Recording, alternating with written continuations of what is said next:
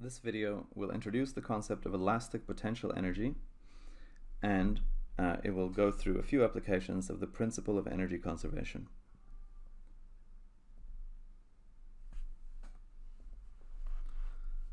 So firstly, we're going to look at the idea that springs produce a force proportional to their extension or compression in the opposite direction to their extension or compression. This is known as Hooke's law. The work done in extending or compressing a spring can be determined by finding the work done from a force displacement graph. This work causes the spring to gain elastic potential energy. Okay, so if we stretch or compress a spring, then the force that the spring produces will increase in proportion to how far the end is displaced from its equilibrium position. So if we look here, I'll add the spring force, the displacement, and the values. So if I displace the end of the spring to the right by a distance, we can see that the force that the spring applies in the opposite direction increases the further it's displaced. So with a small displacement we get a small force. With a larger displacement we get a bigger force. And the force is always in the opposite direction to the direction that we've extended the spring. Similarly, if we compress the spring, so if we compress the spring, so we've now given it a displacement to the left, it now applies a force to the right, which gets bigger the further we displace it. So we can see that the force that the spring produces is always in the opposite direction to the direction that we've compressed or extended the spring. So this, the law that describes this relationship is known as Hooke's law, which we'll show on the next slide. So here we see the spring extended by a displacement x, and the force that the spring produces as a result is given the name F. So the relationship between F and x is that F is directly proportional to x but in the opposite direction. So K here is the constant of proportionality, and the negative sign here indicates that F and x are in opposite directions. The constant K here is called the spring constant, and it measures how stiff the spring is. So if we have a really stiff spring, then extending the spring by a small distance x will produce a large force, whereas a much looser spring will produce a smaller force with the same extension. So K is the spring constant,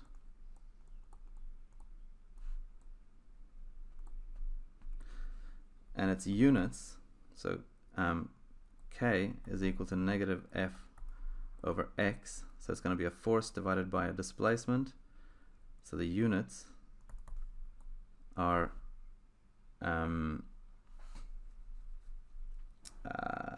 what are they? They are newtons per meter. And we can check the equation here. So we're given a spring constant of 200 newtons per meter. We get a force of 100 newtons.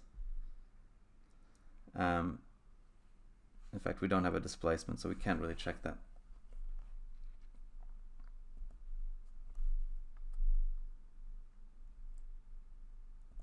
Okay, so we can graph this force. So here we have a graph of F versus x, and we know that F is equal to negative K x, and if you look at so we've graphed F on the y-axis here. This looks like y is equal to mx, where m, with a gradient, is equal to negative K. So the gradient of a force versus x diagram for a spring is the negative of the spring constant. So in this case, if we look at the gradient, so here gradient is equal to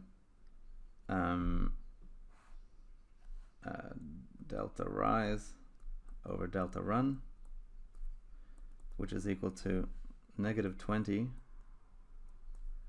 over and it goes from negative 0.5 to positive 0.5, so that's 1. So that's negative 20 newtons per meter. And so this is equal to negative K. So K is equal to 20 newtons per meter.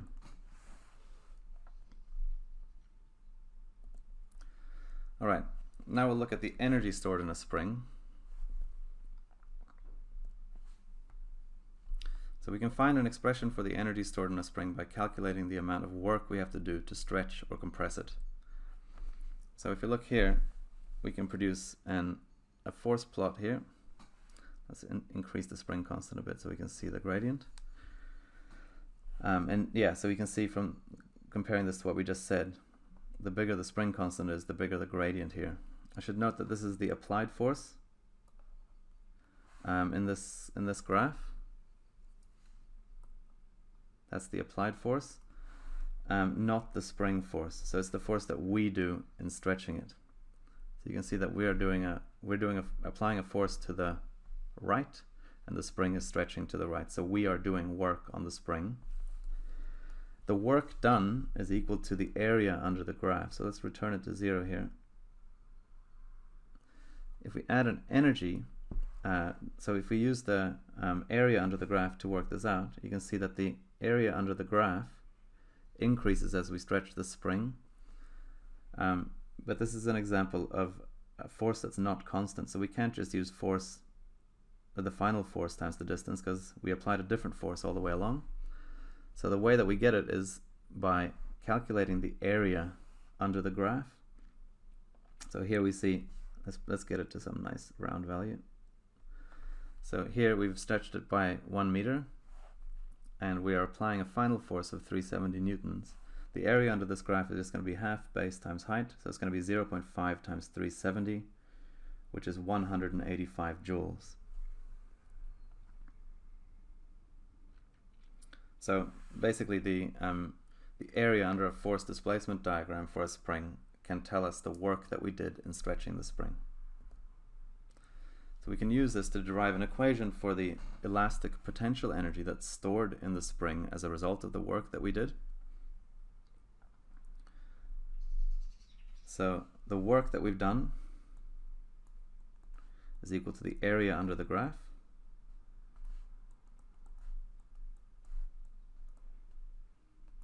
In this case, the displacement is x, and the final force that we apply is kx. So the work done is equal to 1/2 times base, which is x, times height, which is kx. So that's 1/2 kx squared. That is equal to the elastic potential energy of the spring.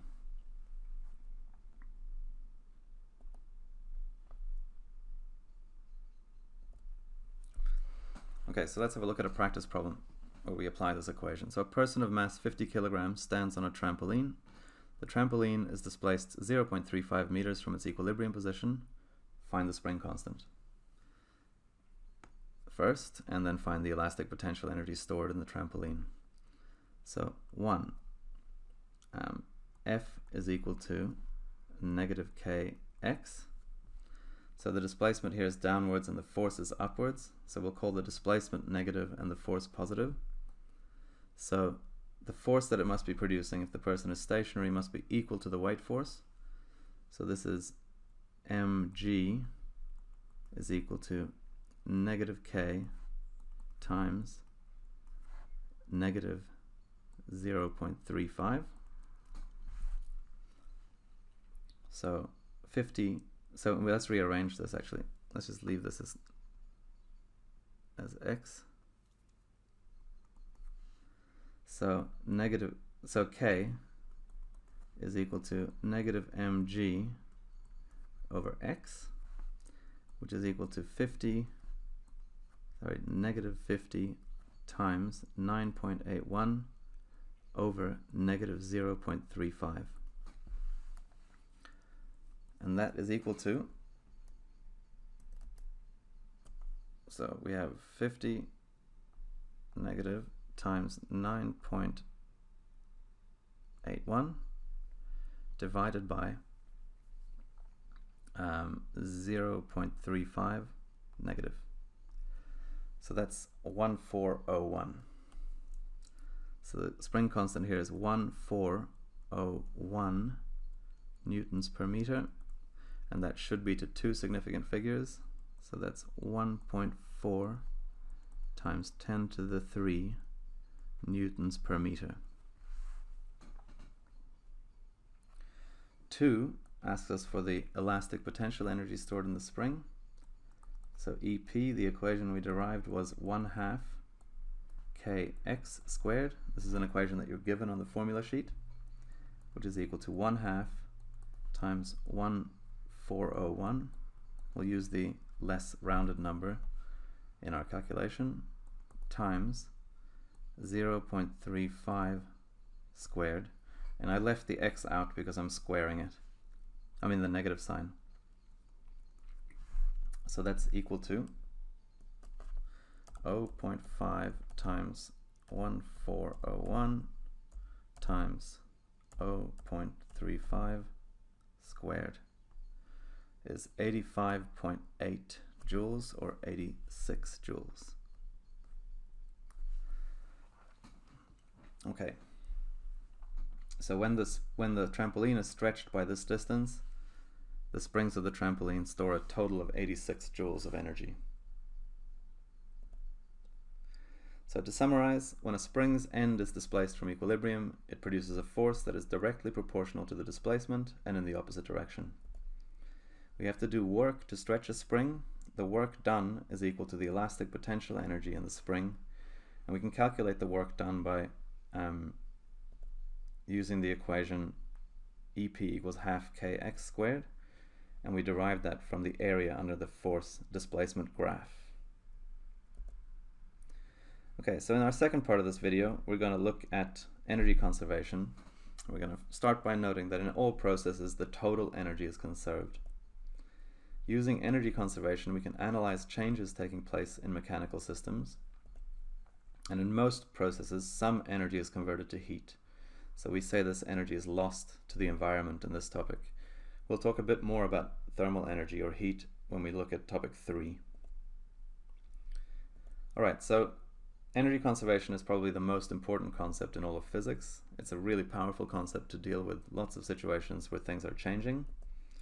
It says that for any process in a closed system, the total energy must remain constant. So a closed system is one in which we don't allow energy to escape from our system to the environment outside. We can consider the universe a closed system. We can use this to solve a range of problems. So let's look at a couple of examples. So here we have a bowling ball of mass 8 kilograms dropped from a tower of height 50 meters. So we have a bowling ball and it's dropped a distance 50 meters. So delta H equals 50. M equals 8 kilograms. And we want to find the speed at which it reaches the ground. And we know that we can do this using the kinematic equations, but this time we'll do it using energy conservation like you would have done last year. So delta EP, or in fact let's write it this way. So EP lost must be equal to EK gained. So we can say that negative mg delta H must be equal to 1/2 mv squared. And the negative sign here is because it's moving downwards. Because it's losing that energy to gain this energy, sorry. So we can cancel the m's here. And then we get negative g delta H is equal to 1/2 v squared. And so v will be equal to the square root of 2 times negative g delta H. So that is equal to the square root of 2 times negative 9.81 times, and the change in height was, sorry, not 50, but negative 50.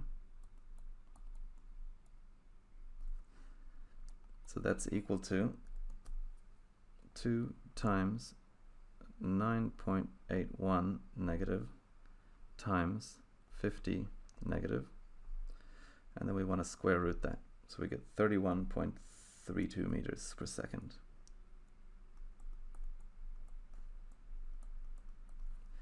And we want that to two significant figures, so that's 30 meters per second. Okay, so we can use energy conservation to solve simple problems where gravitational potential energy is being converted to kinetic energy. A spring-loaded dart gun fires a 50-gram dart vertically upwards, and if it reaches a height of 10 meters, how much gravitational potential does it gain? So let's look at that first. So EP equals mg delta h, which in this case is equal to 0.050 times 9.81, and in this case it's being displaced 10 meters vertically upwards, so that's positive 10,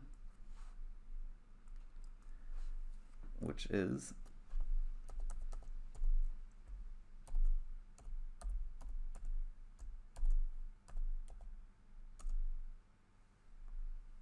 4.905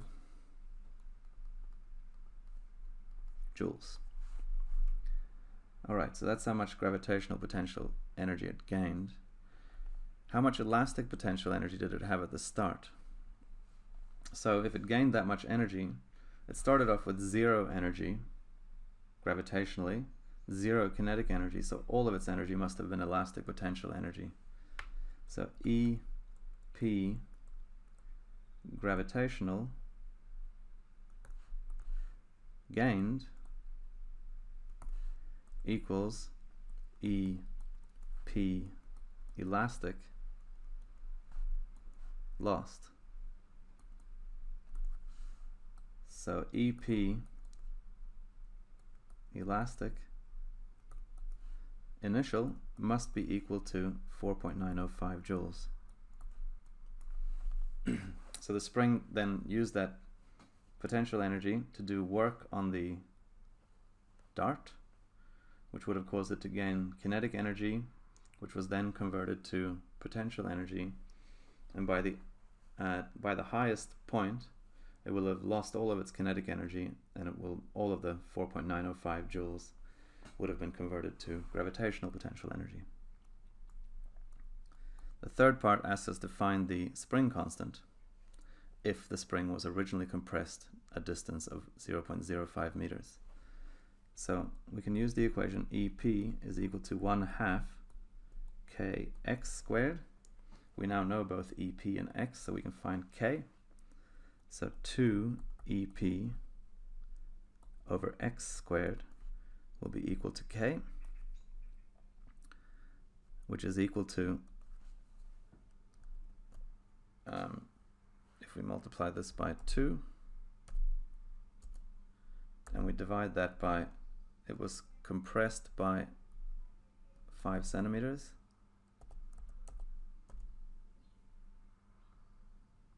We square that and we get that the spring constant is 3,924.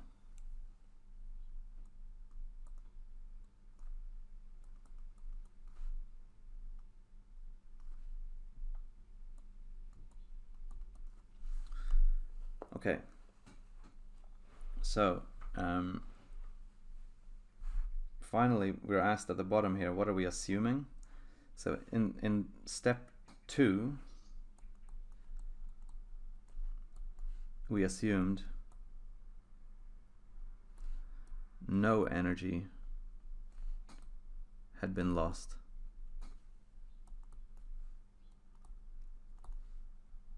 to the environment.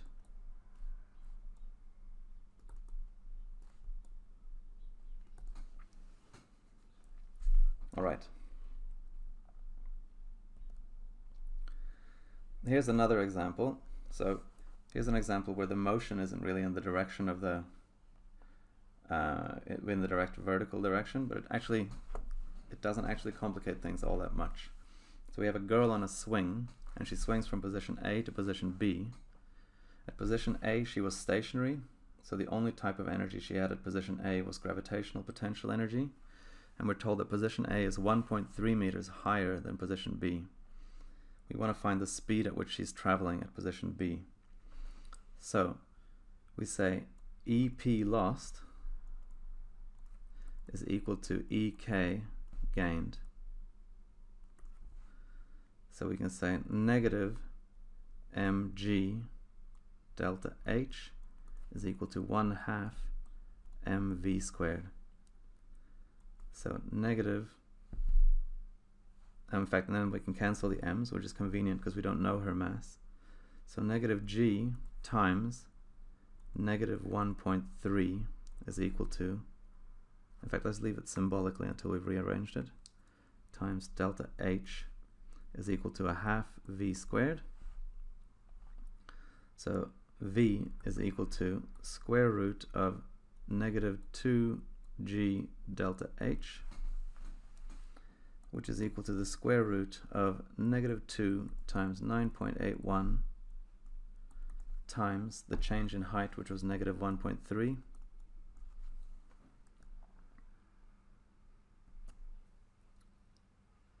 So we have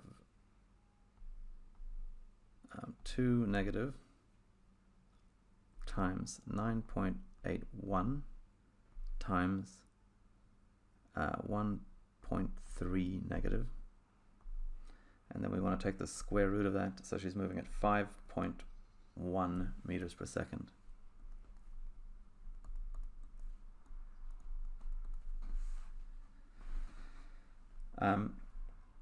Here we can see, I just want to point out an example here. If we look at this line of working, we note that we weren't given the mass here, so it's always useful to write out your expressions symbolically and cancel the things that you can before you proceed with plugging in numbers, to avoid sort of getting confused about missing information. Alright, so one thing that we have ignored so far, we've assumed that no energy was converted to heat, but in most situations we do have some friction, and friction will convert some of the kinetic energy into heat. So if we look here at this situation, if we have no friction, and I'll include these here, if I lift this guy up, we can see, in fact I'll just pause it before I do that. If I lift him up to here, to the top of the ramp, we can see that at this instant in this pie chart, all of the energy is potential. If I run the simulation, we'll see him roll down, and all of his energy will be converted to kinetic by the time he gets to the bottom, or she. Okay, if we include friction here, what we'll see is something a little bit different. So as he rolls down the slope, he gains kinetic energy, but he also gains thermal energy. So at the bottom, not all of the potential energy has been converted to kinetic energy. If we look at the bar graph here on the left, we see that the total energy is still the same, but quite a lot of the energy has been converted to thermal energy. And as he rolls away, we'll see that that continues to increase, and we can imagine him slowing down now in the distance until eventually all of the kinetic energy has been converted to thermal energy, at which point he will stop. Okay.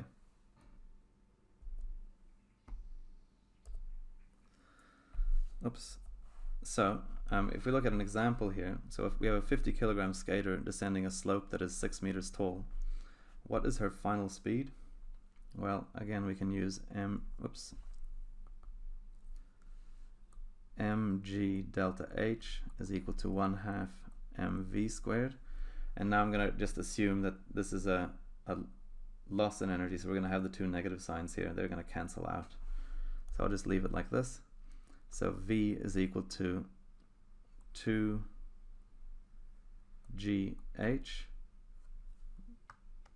2G delta H all square root, which is the square root of 2 times 9.81 times, and the change in height here was 6.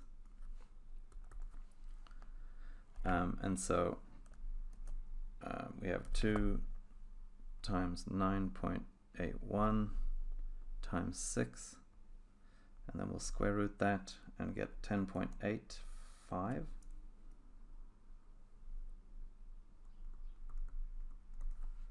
meters per second, or we'll say that's equal to 11 meters per second to two significant figures. Whoops, meters per second. 2, so that's 1. We have assumed no energy lost due to friction.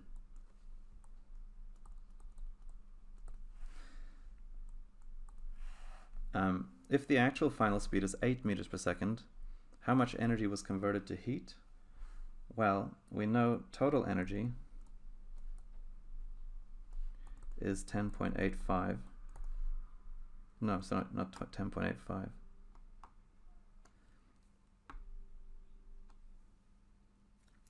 Is mgh,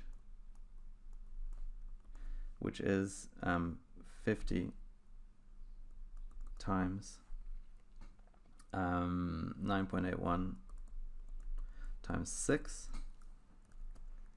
which is 2943. And we know final energy is equal to 1/2 mv squared, which is 1/2 times 50 times 8 squared, which is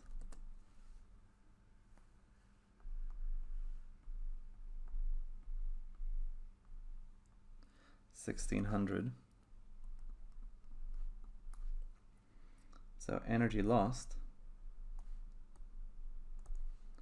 as heat is equal to 2943 minus 1600, which gives us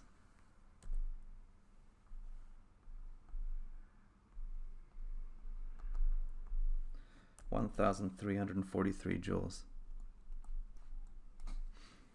Okay, so we often do need to take into account the fact that some energy is lost as heat due to friction.